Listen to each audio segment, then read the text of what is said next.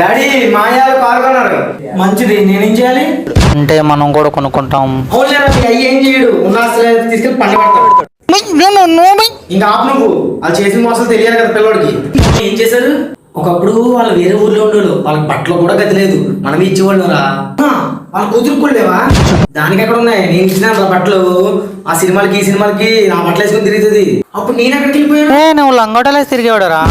కొంచెం పెద్ద టైం నా బట్టలు కూడా పోతున్నాయి. నా కొడుకుడు ఆ చూసి బుద్ధి తెచ్చుకో. అన్ని నేర్పించేసావు పిల్లడికి. Daddy silent. అమ్మా నువ్వు చెప్పమ్మా, ఆ గురించి మాటతో చెప్తే సరిపోదురా, అలా ఎంత చేసినారో తెలుసా?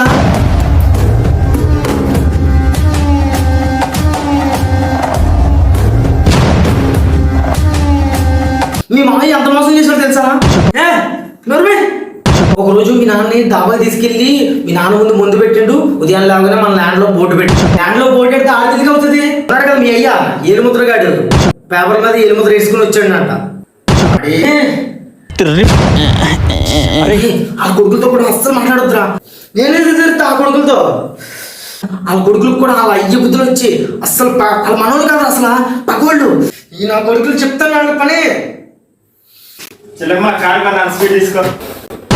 నిమ్మ ల్యాండ్ లేకపోతే స్వీట్లు ఎత్తున్నారా?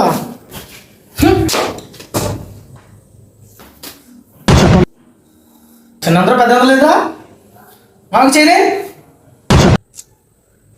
పగోడంటే కదమ్మా. పగోడంటే నేను రా మనోడిని.